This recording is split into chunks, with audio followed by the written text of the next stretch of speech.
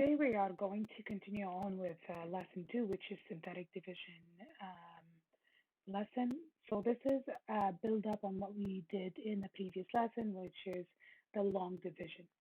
The synthetic division is a useful way to quickly find the answer instead of doing a long division, but we have to be careful because we want to make sure that our divisor is linear. Usually it's more useful for synthetic division than when your divisor is linear.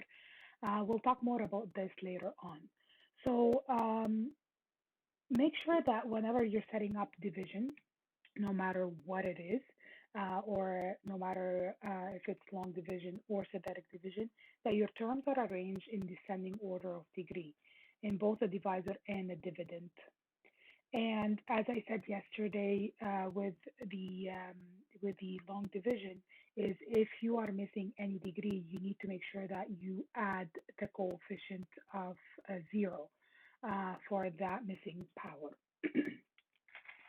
So let's see how we can do synthetic division and how is it different than long division. So as you can see, my dividend here is 3x cubed minus 5x squared minus 7x, take away 1, and we're dividing it by x minus 3. So if you are looking at how do I divide this, so b here, because it's x minus b, so b, which what you're going to be dividing by is 3, okay? So list the coefficient of the dividend in the first row.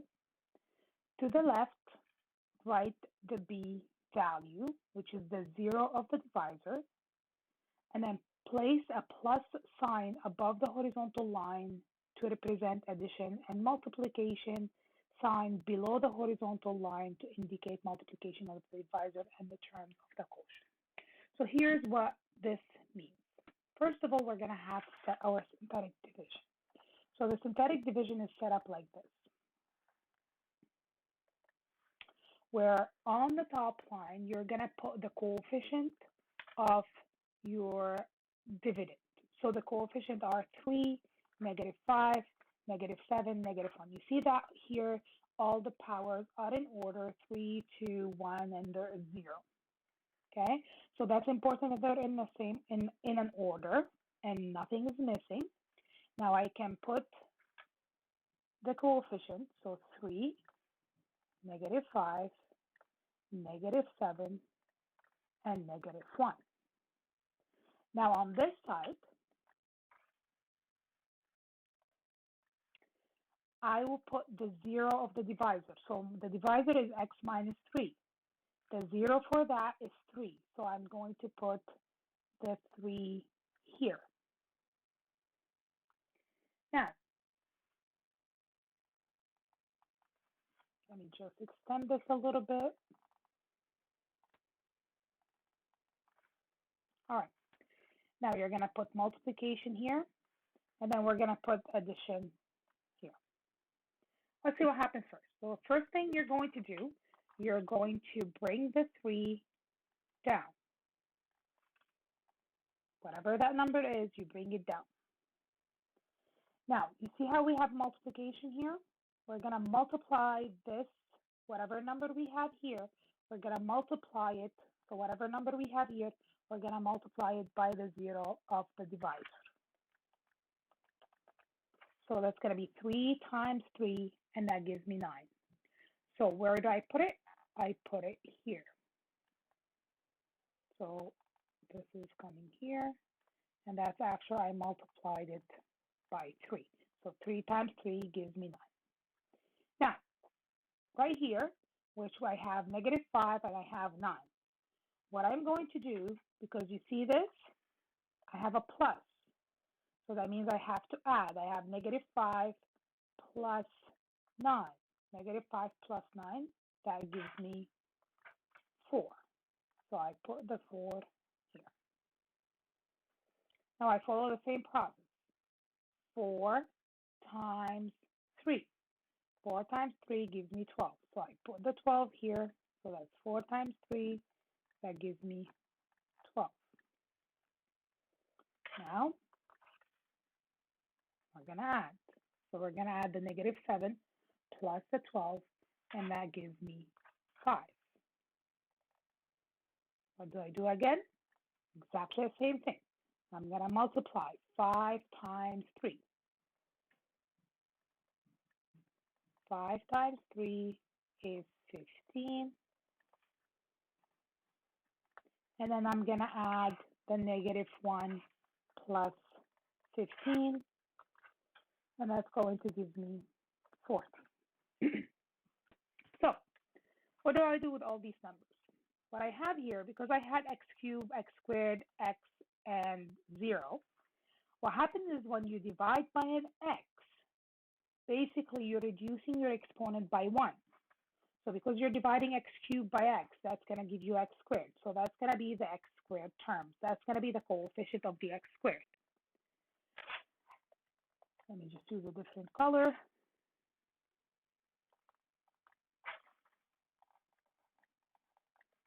And this here, the 4, is going to be the coefficient of the x. The 5 is going to be your constant. Now, how about the 14? That is your remainder. So if we do the long division, we're going to end up with 3x squared plus 4x plus 5 with a remainder of 14.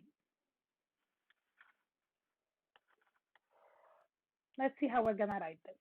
So remember that when we did the long division, we wrote it in 2 different ways. So either we wrote it as the quotient way, so when I divide my dividend by the divisor, that gives me the quotient, which is 3x squared plus 4x plus 5 plus the remainder divided by the divisor. All right? Or I can write it in the other format. So that would be the dividend would be equal to the divisor times the quotient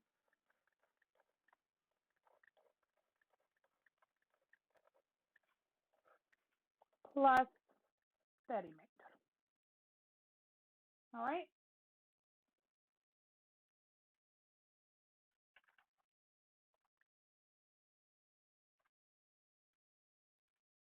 All right. Let's try this one more time.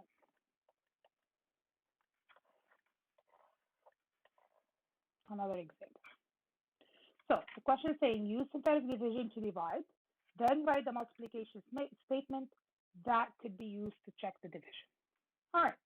So they're asking us to use synthetic division. So here's what we need to do. First of all, I'm looking at my dividends. I have x to the power of 4 minus 2x cubed plus 13x minus 6. So you see here where you're missing the x squared term.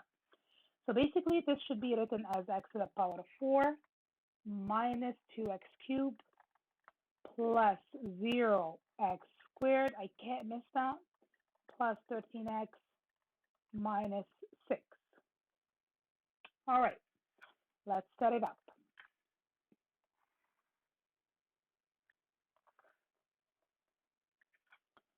So remember, right here, I put the coefficient of the dividend. So the coefficient of x4 is 1, negative 2, 0, right? You can't miss that.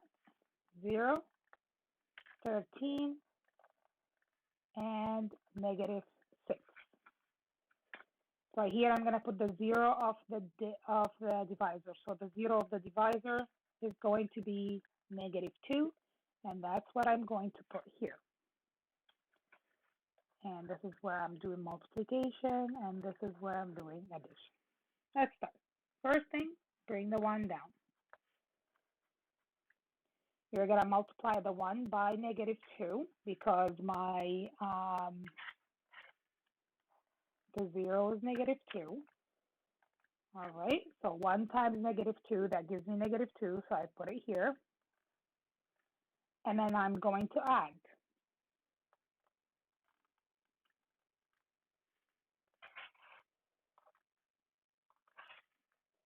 Negative 2 plus negative 2, that's negative 4.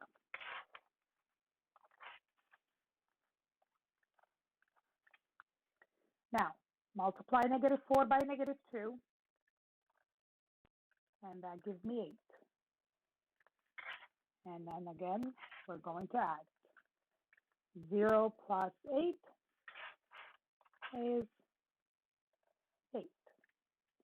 Multiply 8 by -2, and that gives me -16. 13 plus -16, that's going to be -3. And then multiply -3 by -2, that gives me 6. And if I do -6 plus 6, that gives me a remainder of 0. So remember that what we have here, we have, because we already divided by x, so all my exponents are going to be divided by an x. So that's going to be x cubed, x squared, x number, and this is the remainder. Now, let's see how we can write this as a statement, multiplication statement. So since it's a multiplication statement, not the quotient, we're going to use the following. So it's going to be x4 minus 2x cubed plus 13x minus 6 is equal to x plus 2, so that's the divisor, multiplied by the quotient, which is x cubed minus 4x squared plus 8x minus 3, and I don't have a remainder, so I don't have to write it. Now, something that's very, very important and that you have to keep in mind is that whenever you get a remainder of 0, that means this x plus 2 is a factor of your original function, of your polynomial. Okay, so since the remainder is 0, both the quotient and divisors are, so both the quotient and the divisor are factors of the dividend. Factors mean you can divide them perfectly by. So for example, if you're talking about 12, 3 is a factor of 12, 4 is a factor of 12, right? 2 is a factor of 12, 6 is a factor of 12. You can divide that number by it and you're going to get a whole number. So this is what a factor is. In this case, how do we know it's a factor? If the remainder is 0. We're going to talk about the remainder theorem and, the factor theorem. We already talked about the remainder theorem. And that's going to help us be able to factor later on. Okay, so here's what I want you guys to do. I want you to try the next example. And just try the next example. And then I'll come back. I'll do this example with you. And then we will explore other examples after.